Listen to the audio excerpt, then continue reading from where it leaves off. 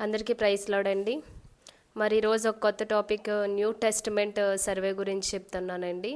Already మనం old testament చెప్పుకున్నాం కదండి, ఇంకా చాలా ఉన్నాయి చెప్పుకుందాం. ఓల్డ్ టెస్టిమెంట్లో ఈరోజు న్యూ టెస్టిమెంట్ చెప్దామని ఆశపడుచున్నానండి. ఎందుకంటే నేను మొన్న క్లాస్ విన్నది కూడా న్యూ టెస్టిమెంట్ కోసమే. అలానే ఈరోజు మాకు ఎగ్జామ్ కూడా న్యూ టెస్టిమెంట్ ఎగ్జామ్ ఉందండి. అయితే ఈరోజు ఆ విషయాలు కొన్ని విషయాలు ఎక్కువ కాదండి, నేను కొంచెం కొంచెం టాపిక్కే మీకు అర్థమయ్యేటట్టు చెప్తాను. ఈరోజు న్యూ టెస్టిమెంట్ సర్వే గురించి నేర్చుకుందామండి. అసలు నూతన నిబంధన ఏ విధంగా మొదలైంది, అది ఎలాంటి సమయంలో అది మన బైబిల్లోకి ఎలా దాన్ని చేర్చారు, ఏ విధంగా అమర్చారు, ఇలాంటి విషయాలన్నీ నేర్చుకుందామండి. ముందుగా చిన్న ప్రార్థన చేసుకుందాం. స్తోత్రం తండ్రి పరిశుద్ధుడా, ప్రేమగల తండ్రి ప్రభా, ఇదిగోనైనా ఈ రోజు తండ్రి నైనా మేము చెప్పుకోబోయే ఈ కొత్త నిబంధన సర్వే విషయంలో నీవే జ్ఞానముతో మమ్మల్ని నింపండి. వింటున్న బిడ్డలందరినీ కూడా దీవించి ఆశీర్వదించమని యేసునామంలో అడిగి ప్రార్థిస్తున్నాం పరమ తండ్రి, ఆమేన్.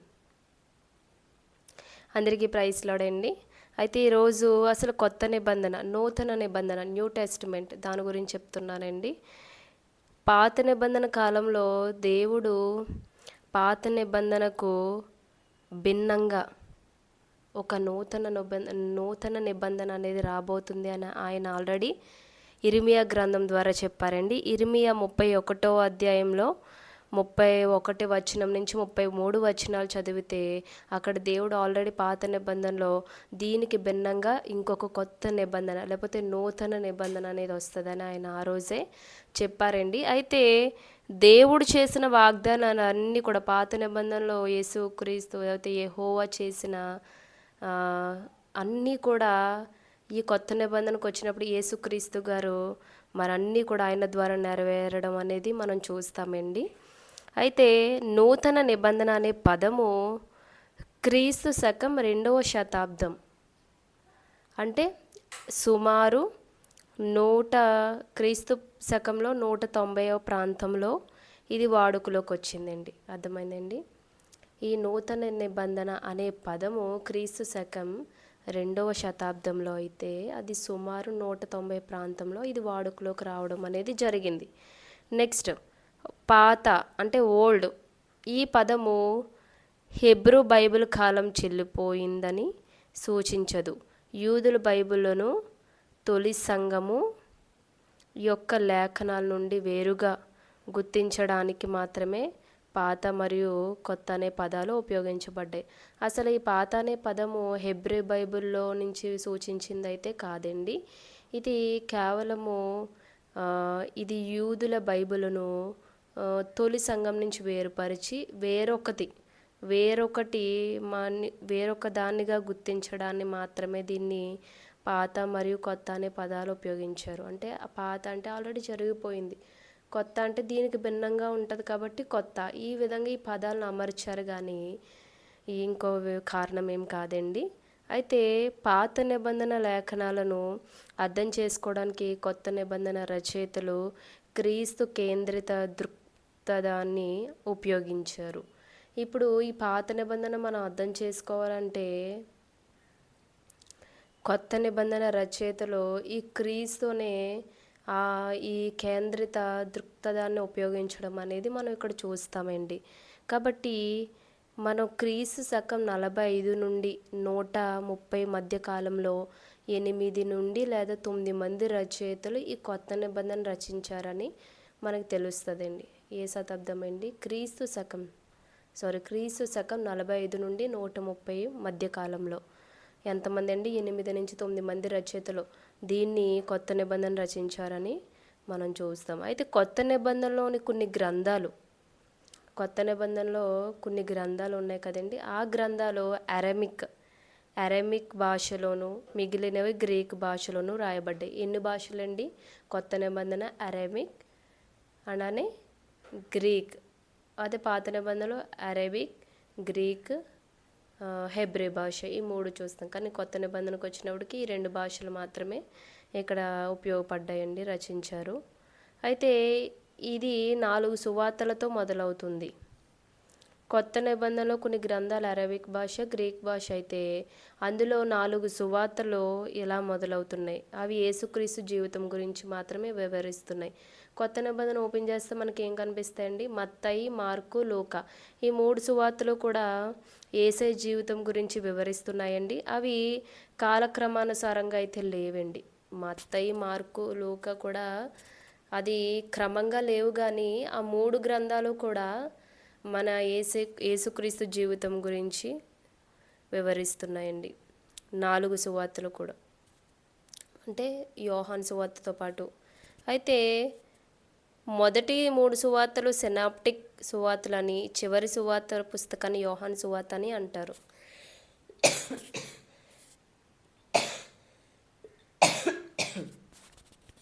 సారీ అండి, క్షమించండి. ఇక్కడ 4 సువార్తలు అని చెప్పుకున్నాం కదండి.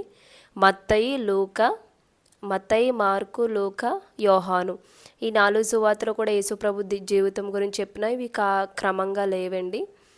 అలానే ఈ 3 సువార్తలు ఏవైతే ఉన్నాయో మత్తయి, లూకా, మార్కు ఈ 3 కూడా సినాప్టిక్ గాస్పల్స్ అంటారండి. ఇంకొక సువార్తను మాత్రం యోహాను సువార్త అని పిలవడం జరిగిందండి. అయితే అపోస్తల కార్యములు తర్వాత, యోహాను సువార్త తర్వాత అపోస్తల కార్యములు అనేవి వస్తున్నాయండి. ఇది చారిత్రాత్మక, దీనిని సువార్తను కొనసాగింపు అని కూడా పిలవచ్చండి. తర్వాత పౌలు రాసిన పత్రికలు, అలానే వీటిలో పౌలు ప్రధానంగా తొలి సంఘానికి సమస్యల గురించి వివరించడం కానీ, ప్రస్తావించడం కానీ, ఆ తరువాత విశ్వాస వ్యాప్త పత్రికలు ఉన్నాయండి. అలానే ప్రకటన గ్రంథం చివరి భాగాన్ని ఎపోక్లిప్టిక్ అనే సాహిత్యం అని కూడా దీన్ని పిలవడం జరిగింది. ఎపోక్లిప్టిక్ అంటే అంత్యకాల ప్రవచన సాహిత్యం అని పిలుస్తారండి. ఈ విధంగా ఇక్కడ న్యూ టెస్టిమెంట్ అనేది ఫార్మేషన్ అవ్వడం అది మనకు అర్థమైందండి. అంటే పాత నిబంధనలో దేవుడు ఆల్రెడీ చెప్పాడు కొత్త నిబంధన అనేది వస్తుంది అని ఇర్మియా గ్రంథంలో. అలాగే అప్పుడు ఆయన చెప్పినవన్నీ, దేవుడు చెప్పినవన్నీ క్రీస్తులో నెరవేరినాయి. అయినప్పటికీ నూతన నిబంధన అనే పదము క్రీస్తు శకం 2వ శతాబ్దంలో, అంటే సుమారు 190 ప్రాంతంలో వాడుకలోకి వచ్చినాయి. పాత అనే పదము హెబ్రీ నుంచి సూచించింది కాదండి. ఇది యూదుల తొలి సంఘమును వేరుపరిచి లేఖనాల నుండి గుర్తించడానికి మాత్రం కొత్త పాత అనేది ఉపయోగించారు. పాత నిబంధన లేఖనాలు అర్థం చేసుకోవాలి అంటే కొత్త నిబంధనలో ఉన్న క్రీస్తు కేంద్రిత్వం అనేది ఆ దృక్పథాన్ని ఉపయోగించడం అనేది జరిగింది. అలానే క్రీస్తు శకం 45 నుండి 130 మధ్య కాలంలో ఈ 9-8 రచయితలు రచించారండి. ఈ కొత్త నిబంధన కొన్ని గ్రంథాలు అరబిక్ భాష అండ్ గ్రీకు భాష ఉపయోగించారండి. ఇందులో 4 సువార్తలతో మొదలవుతుంది. మొట్టమొదటి అందులో యేసుక్రీస్తు జీవితం గురించి మనకు వివరించబడుతుంది. మొదటి 3 సువార్తను కూడా సినాప్టిక్ గాస్పల్స్ అంటారు. ఇంకొక దాన్ని యోహాను సువార్త అని పిలుస్తారు. తర్వాత అపోస్తల కార్యములు మనకు కనిపిస్తాయండి. ఇందులో అపోస్తల కార్యములు అనేవి ఇది చారిత్రాత్మక సంఘటనల గురించి సూచిస్తుందండి, సువార్త కొనసాగింపు. తర్వాత పౌలు గారు రాసిన పత్రికలు, ఆ పౌలు గారు మొదటి సంఘానికి అప్పుడున్న పరిచర్యలను లేకపోతే అప్పుడున్న సమస్యలను ప్రస్తావిస్తూ రాస్తారండి పత్రికలు. అలానే దాని తర్వాత విశ్వాస వ్యాప్త సువార్తలు ఉన్నాయండి, పత్రికలు ఉన్నాయి. తర్వాత లాస్ట్ది ప్రకటన గ్రంథం. దీన్ని ఎపోక్లోప్టిక్ సాహిత్యం అని పిలుస్తారంటే ఎపోక్లోప్టిక్, దీన్నే అంత్యకాల ప్రవచన సాహిత్యం అంటారు, ఎపోక్లిప్టిక్ అని పిలుస్తారు. ఈ విధంగా ఇక్కడ వరకు నేను చెప్పానండి. నెక్స్ట్ అసలు పుస్తకాల రూపకల్పన ఎంతమంది చెప్పానండి? 8-9 మంది రాశారు అని చెప్పాను కదండి. అసలు అవి ఎన్ని పుస్తకాలు, ఎలా రూపకల్పన అయినాయి అనేది ఇప్పుడు చెప్తానండి. కొత్త నిబంధన ఒక్కసారి రాయబడలేదండి. ఇది వివిధ రచయితలచే వేరెవరి కాలంలో రాయబడిన 27 ప్రత్యేక గ్రంథాలు మరియు లేఖనాల సమాహారం. అంటే ఇది వివిధ కాలాల్లో వివిధ రచయితలు ఒకలే రాయలేదండి, దీన్ని అనేక మంది రచయితలు రాశారు. ఈ లేఖనాలు లేకపోతే ఈ ప్రత్యేక గ్రంథాలు ఏవైతే ఉన్నాయో వీటన్నిటినీ కూడా 27 ప్రత్యేక గ్రంథాలుగా దాన్ని రూపుదిద్దించారండి. అంటే ఆల్మోస్ట్ 8-9 మంది 27 గ్రంథాలు రాయడం అనేది జరిగింది. అయితే తరువాత కాలపు పండితులు అండి, తొలి సంఘపు నాయకులు వీరిద్దరూ కూడా కొన్ని ముఖ్యమైన ప్రమాణాలు ఏవైతే ఉన్నాయో అవి మరియు ప్రాచీన పాఠ్యాలను ఉపయోగించి వీరు ఈ పత్రాలను సేకరించారండి. ఈ పత్రాలను సేకరించి వాటి సరిపోల్చి ఒక చోటకి చేర్చడం అనేది జరిగింది. ప్రస్తుతం ఇప్పుడున్న కొత్త నిబంధన రూపాన్ని రూపొందించడానికి 5,800 మంది పైగా హస్తపత్రులు ఉపయోగించబడ్డాయి. అర్థమైందండి. అసలు పుస్తకాలు ఎలా ఫామ్ అయినాయి అన్నది ఇప్పుడు చెప్పానండి. అంటే మొట్టమొదటిగా ఈ కొత్త నిబంధన అనేది ఒక్కలే రాయలేదండి, అనేక మంది అనేక సమయాలు అనేక కాలాల్లో రాయడం అనేది మనం ఇక్కడ చూస్తాం. అయితే 27 గ్రంథాలు, ప్రత్యేక 27 గ్రంథాల లేఖనాల సమాచారం కలిగి ఉండడం అనేది మనం కొత్త నిబంధనలో చూస్తాం. అయితే ఇందులో తరువాతి కాలపు పండితులు కానీ తొలి సంఘపు నాయకులు వీరిద్దరూ కూడా అక్కడ ఉన్న కొన్ని ముఖ్యమైన ప్రమాణాలు అలానే ఒక ప్రాచీన పాఠ్యాలను ఉపయోగిస్తూ వీరు ఈ పత్రాలను సేకరించి సమకూర్చి వాటిని ఒక చోట సరిపోల్చి చేర్చడం అనేది జరిగిందండి. ఇది 2వ పాయింట్. 3వది వచ్చేసి కొత్త నిబంధన అసలు రూపుదిద్దడానికి 5,800 మంది పైగా ఇక్కడ హస్తపత్రాలు ఉపయోగించబడ్డాయి. అంటే అంతమంది రచించిన అవి రాసినవన్నీ కూడా వీరు ఉపయోగించి వాటన్నిటిని సేకరించి కొత్త నిబంధన అనేది ఈ విధంగా రూపకల్పన అనేది జరిగింది. నెక్స్ట్, హస్తపత్రులు అంటే ఏంటి, మాన్స్క్రిప్చర్స్ అంటే ఏంటో ఇప్పుడు నేర్చుకుందామండి. అందరూ కూడా శ్రద్ధ కలిగి విందాము. అయితే ఈ మాన్స్క్రిప్చర్స్ అంటే ముద్రింపబడకుండా చేతితో రాయబడిన పత్రం. ఏదైతే ప్రింటింగ్స్ కాకుండా, ఏదైతే ప్రింటింగ్స్ కానీ లేకపోతే ఇంకేది కాకుండా జస్ట్ రాతతో మాత్రమే రాసే వాటిని ఏమంటారండి, ముద్రించబడకుండా ఏవైతే ఉన్నాయో వాటన్నిటినీ కూడా, చేతితో రాయబడిన వాటన్నిటిని కూడా హస్తపత్రులు అంటారు. దీన్ని మాన్స్క్రిప్చర్స్ అంటారు. ఇందులో ఫస్ట్ది పాపరీ, నెక్స్ట్ యూనికల్స్ రెండోది, మూడోది మినిస్కల్స్ అండ్ 4వది ఎర్లీ ట్రాన్స్లేషన్. ఈ 4 కూడా ఉపయోగించడం అనేది మనం చూస్తాం. ఇవి కొత్త నిబంధనకు పాపరీ గురించి చెప్తున్నానండి. అసలు పాపరీ అనేది ఇది కొత్త నిబంధన సంబంధించిన తొలికాలపు సాక్ష్యాలలో కొన్ని. వీటిని పాపరియస్ రెల్లు కాగితంపై రాశారు. అయితే ఈ కొత్త నిబంధనకు సంబంధించినవన్నీ సాక్ష్యాలు కానీ కొన్ని విషయాలు కానీ ఈ పాపరియస్ అనే రెళ్ళు కాగితంపై రాయడం అనేది జరిగింది. అయితే జాన్ రేలాండ్ అనే గ్రంథంలో దీన్ని భద్రపరచబడిన క్రీస్తు శకం 125 కాలంలో, ఇప్పుడండి 125 కాలంలో ఇది కనుగొనబడిన యోహాను సువార్త 18:31 వచనం నుంచి 33 వరకు, మళ్ళీ అలానే 18వ అధ్యాయము యోహాను 37 నుంచి 38 వచనాల్లో ఒక చిన్న భాగం పేజీ 52లో ఉందండి. ఈ విధంగా ఈ పాపరీ అనేది మనకి ఫామ్ అయింది. అంటే ఏ విధంగా ఈ కొత్త నిబంధనకు సంబంధించిన సాక్ష్యాలు కానీ ఏవైనా మాటలు కానీ ముఖ్యమైనవన్నీ కూడా ఈ పాపరియా అనే రెళ్ళుపై లేకపోతే పాప్రియాస్ అనే రెళ్ళు కాగితంపై రాశారండి. ఇందులో జాన్ రేలాండ్ అనే ఒక గ్రంథంలో భద్రపరచడం క్రీస్తు శకం 125లో ఇక్కడ సుమారు కనుగొన్నారండి యోహాను సువార్త. ఈ విధంగా యోహాను సువార్త ఒక చిన్న భాగం పేజీ 52లో మనకు కనిపిస్తుందండి. దీన్నే పాపరీ అంటారు. యూనికల్స్, ఇప్పుడు యూనికల్స్ అంటే ఏంటో నేర్చుకుందాం. వీటిని అత్యుత్తమ నాణ్యత గల వెల్లం అంటే వెళ్ళం అంటే జంతు చర్మం. జంతు చర్మం మీద గ్రీకు పెద్ద అక్షరాలతో రాసి యూనిస్కల్స్గా పుస్తకాలుగా బంధిస్తారు. ఇందులో ఏంటంటే యూనిస్కల్స్ అంటే ఏంటి, జంతువు చర్మం మీద. ఇక్కడ అత్యున్నత నాణ్యత గల జంతు చర్మం మీద, ఏ చర్మం మీద పడితే ఆ చర్మం కాదండి, ఒక నాణ్యత గల జంతువు చర్మం మీద పెద్ద పెద్దగా గ్రీకు అక్షరాలతో ఇక్కడ పొందిపరచడం అనేది మనం చూస్తాం. ఇది యూనికల్స్ పుస్తకాలు బంధించారు. ఈ పాప్రియాస్లో ఇందులో జాన్ రేలాండ్ అనే గ్రంథంలో భద్రపరచడం మనం చూస్తాం. మరి యూనికల్స్ అనే పుస్తకంలో వీటిని బంధిస్తారు. ఇది ఎగ్జాంపుల్ కోడెక్స్ సినిటికస్ అండ్ కోడెక్స్ వాటికనస్ అని అంటారు. ఇది ఎగ్జాంపుల్స్ అనమాట యూనికల్స్కి. నెక్స్ట్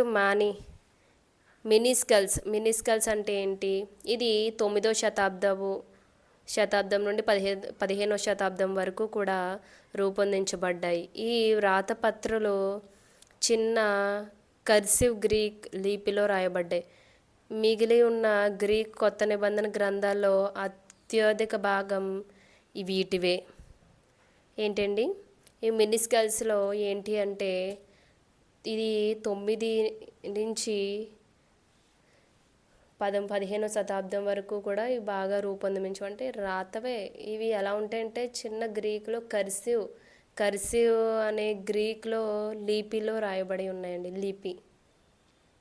మిగిలినవన్నీ కూడా గ్రీక్ కొత్త నిబంధనలో ఇవన్నీ కూడా అత్యంత భాగం వీటివే కలిగి ఉండడం మనం చూస్తాం.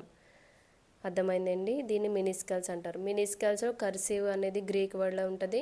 మన యూనిస్కల్స్లో పెద్ద పెద్ద గ్రీక్ అక్షరాలు జంతువు చర్మం మీద ఉంటాయి. పాప్రియాస్ అనేది ఏంటంటే పాప్రియాస్ అనే రెళ్లపై కాగితంపై రాయడం అనేది మనం చూస్తాం. అయితే అరే ట్రాన్స్లేషన్ అంటే ఏంటి, క్రైస్తవ మతం వ్యాపించే కొద్దీ, ఇంకా క్రిస్టియానిటీ వెళ్ళే కొద్దీ కూడా కొత్త నిబంధన సిరియాక్, క్లాప్టిక్, లాటిన్ అనే ఈ 3 ఇతర భాషలు అనువదించబడిందంట. ఏంటండి, సిరియాక్, క్లాప్టిక్ అంటే ఈజిప్షియన్స్, లాటిన్ ఈ 3 భాషలు బాగా రూపొందించబడింది. ఇవి పండితుల పాఠాలకు సరిచూసుకోవడానికి మరియు తొలి సంఘపు గ్రీకు గ్రంథాలు ఏమి చెప్పాయో నిర్ణయించుకోవడానికి కూడా సహాయపడతాయి అన్నమాట. ఈ 3 భాషల్లో ఉన్నవన్నీ కూడా. ఇది ఎర్లీ ట్రాన్స్లేషన్ అని కూడా దీని అంటారు. ఏంటంటే భాషలు ఏంటి, సిరియాక్, క్లాప్టిక్, లాటిన్ ఈ 3 భాషల్లో ఎర్లీ ట్రాన్స్లేషన్ అనేది జరిగింది. వీటినే హస్తపత్రులు అంటారు, అంటే రాతపూర్వకంగా. ఈ పాప్రియాస్లో ఏమో కాగితం మీద రాసేవారు. యూనిస్కల్స్లోనేమో జంతు చర్మం మీద. మినిస్కల్స్ ఏమో 9-15వ శతాబ్దం మధ్యలో రాసినవి. ఇవేంటంటే గ్రీక్ కర్సివ్ గ్రీక్లో లిపిలో రాయబడ్డం చూస్తాం. ఎర్లీ ట్రాన్స్లేషన్ అంటే ఏంటంటే ఇవి 3 భాషలోకి వారు అనువదించడం, పండితులకు అర్థమవడం, తొలి పాఠకులు గ్రీకు భాషలో ఉన్న నేపథ్యాన్ని లేకపోతే అప్పుడు గ్రంథాలు ఏం చెప్తున్నాయో అని నిర్ణయించుకోవడానికి కూడా ఇవి సహాయపడతాయండి. నెక్స్ట్ 4వది, ఇప్పుడు దాకా అర్థమైందండి. ఫస్ట్ నూతన నిబంధన అంటే ఏంటో చెప్పాను, న్యూ టెస్టిమెంట్. 2వది వచ్చి అసలు ఎలా ఫామ్ అయిన పుస్తకాలు అనేది చెప్పాను. 3వది అసలు హస్తపత్రులు అంటే ఏమిటి, మాన్స్క్రిప్చర్స్ అంటే ఏమిటో కూడా చెప్పానండి. ఇప్పుడు contest of the first century Palestine, అసలు మొదటి శతాబ్దపు పాలస్తీనా నేపథ్యం అనేది ఏ విధంగా ఉందో మనం ఇక్కడ చూద్దాం. అసలు ఈ పాలస్తీనాలో ఒక పాలస్తీనా సామ్రాజ్యంలో ఎన్ని పరిస్థితులు ఉంటాయి ఇప్పుడు చెప్తాను నేను. మొదటిది రాజకీయ పరిస్థితులు ఏ విధంగా ఉన్నాయో చూద్దాం. మొదటి శతాబ్దంలో పాలస్తీనాలో మళ్ళీ అందులోనే సాంస్కృతి పరిస్థితులు ఎలా ఉన్నాయో చూద్దాం. 3వది మతపరమైన పరిస్థితులు ఆ మొదటి సెంచరీలో, ఆ మొదటి శతాబ్దపులో అప్పుడు మతపరమైన పరిస్థితులు ఎలా ఉన్నాయి, అలానే అప్పుడు ఆర్థిక పరిస్థితులు ఎలా ఉన్నాయో ఇవన్నీ కూడా నేర్చుకుని ఈరోజు లెసన్ మనం ముగించుకుందాం. ఎందుకంటే మనం నేర్చుకున్నది కొంచెం అయినా సరే మనం శ్రద్ధ కలిగి నేర్చుకుందామండి. మొట్టమొదటిగా నేను చెప్తున్నాను, అసలు ఫస్ట్ సెంచరీలో పాలస్తీనా వారి రాజకీయ పరిస్థితులు ఎలా ఉన్నాయి ఆ మొదటి శతాబ్దంలో అనేది ఇప్పుడు నేర్చుకుందాం. అయితే ఈ రోమన్లో ఎవరైతే ఉన్నారో ఈ రోమన్లో వీరు రాజకీయం అనేది పాలస్తీనాలో 63 క్రీస్తు పూర్వం 63 నుండి రాజు పాంపే ఆధ్వర్యంలో పాలస్తీనాను పాలించడం ప్రారంభించారు. ఎప్పుడండి? రోమన్లే పాలించేవారు పాలస్తీనా, యెరూషలేము ఉన్న వారందరినీ కూడా. ఈ రోమన్లో క్రీస్తు పూర్వం నుంచి కూడా 63 నుంచి రాజు పాంపే అనే ఆ రాజుగా ఆధ్వర్యంలో ఉన్న పాలస్తీనాను పరిపాలించడం అప్పటి నుంచి మొదలుపెట్టారట. ఎప్పుడండి? క్రీస్తు పూర్వం 63 నుంచి రాజు ఎవరండి? పాంపే అనే ఈయన ఆధ్వర్యంలో పాలస్తీనాని పరిపాలించడం స్టార్ట్ చేశారు. అయితే హెరోద్ అనే ఆయన ఈ క్రీస్తు పూర్వంలో 37 నుంచి క్రీస్తు పూర్వం 4 వరకు కూడా పాలించాడు హెరోద్. ఈ హెరోద్ అనే ఆయన క్రీస్తు పూర్వం నుంచి కూడా అంటే క్రీస్తు పూర్వం నుంచి కూడా క్రీస్తు పూర్వం 4 వరకు కూడా ఈయనే పాలించడం మనం చూస్తాం. మరియు అతనికి ఆర్చియస్, యాంటిపస్ అండ్ ఫిలిప్ అనే 3 కుమారులు ఉన్నారండి. ఎంతమంది అండి? హెరోద్ అనే రాజుకి 3 కుమారులు ఉన్నారు. ఆర్చియస్, యాంటిపస్, ఫిలిప్ అనే 3 కుమారులు ఉన్నారు. రోమన్ సామ్రాజ్యాధిపతి అగస్టస్ పాలస్తీనాను 3 భాగాలుగా విభజించి కింగ్ హెరోద్ కుమారులకు ఇచ్చాడు. అయితే మరి 3 కుమారులు ఉన్నారు కదా. అయితే అప్పుడు సామ్రాజ్యపతి అయిన అంటే పాలస్తీనాకు ఎవరైతే సామ్రాజ్యాధిపతి అయిన అగస్టస్ అనే ఆయన ఉన్నారో ఈయన ఏం చేశాడంటే హెరోదుకున్న 3 కుమారులు కూడా ఆ పాలస్తీనాలో ఉన్న అక్కడ ఉన్న పరిపాలనని 3 భాగాలుగా విభజించి ఆ హెరోదు కుమారులైన యాంటిప్లస్, ఆచియల్స్ అండ్ ఫిలిప్ వీళ్ళ 3కి కూడా 3 విభాగాలుగా ఈ అగస్టస్ అనే సామ్రాజ్యాధిపతి విభజించడం అనేది మనకు అక్కడ కనిపిస్తుంది. అయితే సువార్తల్లో కేవలం హెరోద్ అని పిలువబడే హెరోద్ యాంటిపియస్ సువార్తలో అత్యంత ప్రాముఖ్యమైన వ్యక్తి. సువార్తను ఎక్కువగా ఈ హెరోద్ యాంటిపస్ అనే ఈయన ప్రాముఖ్యమైన వ్యక్తి అని మనం చెప్పుకోవచ్చు. హెరోద్ ఫిలిప్ మేనలుడైన అగ్రిప్పా I చక్రవర్తి చేసిన ఆరోపణల మేరకు హెరోద్ యాంటిపస్ను బహిష్కరించి అతని రాజ్యాన్ని అగ్రిప్పా Iకు అప్పగించారు. అయితే ఇలా 3 విధాలుగా విభజించినప్పటికీ కూడా ఈ యాంటిపస్ అనే ఆయన ఈ యాంటీ ఫిలిప్కున్న మేనల్లుడు ఏం చేశాడంటే ఇతన్ని బహిష్కరించారు. ఎవరిని? యాంటిపస్ అనే ఈ హెరోదును బహిష్కరించి అగ్రిప్పా అనే ఆయన ఈయన్ని అవాయిడ్ చేశాడు. అవాయిడ్ చేస్తే ఈ అగ్రిప్పా ఈయన ప్లేస్లోకి ఎవరు? యాంటిపస్ ప్లేస్లోకి ఈయన రావడం అనేది జరిగింది. అయితే అతని రాజ్యాన్ని అగ్రిప్పా Iకు అప్పగించారు.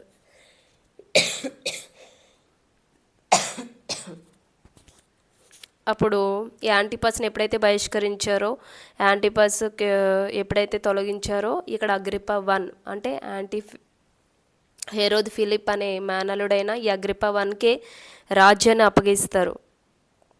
క్రీస్తు శకం 44లో అగ్రిప్పా I మరణించిన తర్వాత, ఇతను ఎప్పుడు మరణించాడండి? క్రీస్తు శకం 44లో అగ్రిప్పా I మరణించిన తర్వాత క్యాలిడియస్ పాలస్తీనాను రోమ్ యొక్క ఒక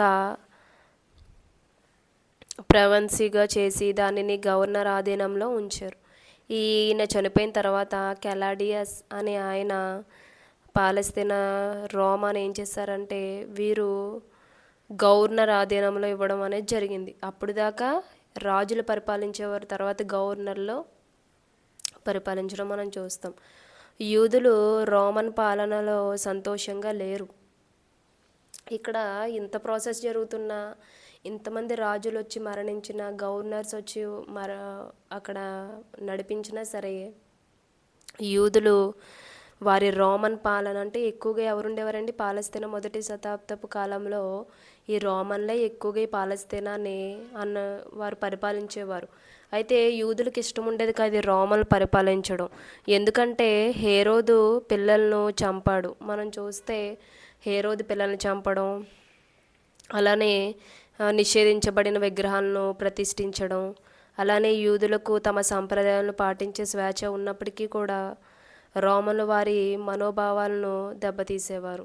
ఈ విధంగా యూదులు వారు చేయాల్సిన పనులను వీరు లెక్కించకుండా, వీరు పట్టించుకోకుండా, వారి ఆధీనంలో వారి ఆచారాలు కానీ, వారి భాషలు, వారి తీరు కూడా యూదులు పాటించాలని, యూదులు వాటిని గౌరవించాలని, వాటికి వారు కూడా తల ఉంచి వారు కూడా వాటిని అంగీకరించాలని వారు మనోభావాలను దెబ్బతీసేటట్టుగా ఈ రోమన్లు ప్రవర్తించేవారు. అందుకే యూదులకి వీరు అక్కడ ఉండడం వారికి ఎంత మాత్రము ఇష్టం ఉండేది కాదు. నెక్స్ట్, ఇప్పుడు వరకు నేను రాజకీయ పరిస్థితులు ఎలా ఉన్నాయి ఆ పాలస్తీనాలో మొదటి శతాబ్దపు కాలంలో అని చెప్తున్నానండి. ఇప్పుడు రాజకీయ పరిస్థితులు అయిపోయినాయి కదండి. ఇప్పుడు సాంస్కృతిక పరిస్థితులు ఏ విధంగా ఉండేవి మొదటి శతాబ్దంలో పాలస్తీనాలో, వాటి గురించి చెప్తున్నానండి. ఇది సెకండ్ వన్. అయితే క్రీస్తు పూర్వం 3వ శతాబ్దంలో 3వ శతాబ్దం నుండి యూదులు హెలనైజేషన్ అనే ప్రక్రియలో ఉండేవారట. ఎప్పుడండి? క్రీస్తు 3వ శతాబ్దంలో యూదులు హెలనైజేషన్ అనే ఒక ప్రక్రియలో ఉండేవారు. అంటే ఏంటంటే గ్రీకు, ఇతర ప్రజలలో గ్రీకు భాష, వారి సంస్కృతి, వారి ఆచారాలు మరియు వారి జీవన విధానం వ్యాప్తి చెందడం మరియు వాటిని స్వీకరించడం. ఇప్పుడు ఉండే కొలది కూడా ఈ రోమన్లు పరిపాలిస్తుంటే అక్కడ ఎక్కువగా మాట్లాడే భాష ఏంటంటే గ్రీకు భాష. ఈ గ్రీకు భాష మాట్లాడడమే కాదు, ఆ గ్రీకు వారికి ఉన్న సాంప్రదాయాలు, వారి ఆచారాలు, ఆ ప్రభావం అంతా కూడా అక్కడ అందరూ స్వీకరించాలి, ఖచ్చితంగా వాటిని అంగీకరించాలి. అందుకే యూదులకి ఇక్కడ వారు హెలనైజేషన్ అనే ప్రక్రియలో ఉన్నారని మనం ఇక్కడ గ్రహిస్తాం.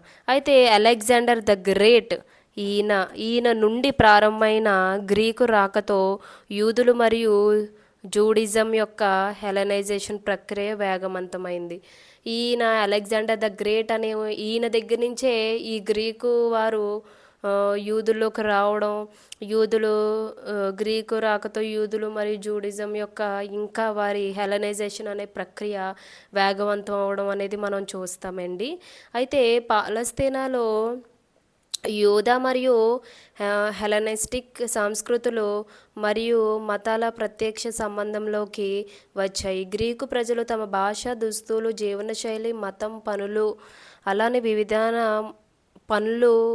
పనుల విధానం మొదలైన వాటన్నిటినీ కూడా ఇక్కడ తీసుకువచ్చారు. ఏం చేశారంటే వీరు పాలస్తీనాలో నివసించే ఈ గ్రీకు ప్రజలందరూ కూడా వారి బట్టల తీరు ఏంటి, ఇంకా అన్నీ కూడా ఎవ్రీథింగ్ అక్కడ తీసుకురావడం, అక్కడ పాలస్తీనాలో యూదుల మధ్యలోకి తీసుకురావడం, వారి ఆచారాలు ఇంకా ఎక్కువగా అక్కడ జరగడం అనేది జరిగింది. అయితే ఈ అలెగ్జాండర్ మహారాజు కాలం నుండి కూడా నగరాలకు కొత్త పేర్లు పెట్టబడ్డాయి అన్నమాట. ఈ అలెగ్జాండర్ మరి అక్కడ ఉన్నప్పుడు అక్కడ కొత్త కొత్త పేర్లు ఆ నగరాలకు పెట్టడం, అలానే వాటిలో అధిక శాతం గ్రీకు మాట్లాడే ప్రజలు నివసించడం, ఎక్కువ మంది గ్రీకులు ఉండేవారు అన్నమాట ఈ అలెగ్జాండర్ అనే మహారాజు కాలంలో. అయితే ఆ తరువాత వారు సాధారణంగా గ్రీకు కళాఖండంతో కూడిన సంతలు, వీధులు, ప్రభుత్వ భవనాలు కలిగి ఉండేవారు.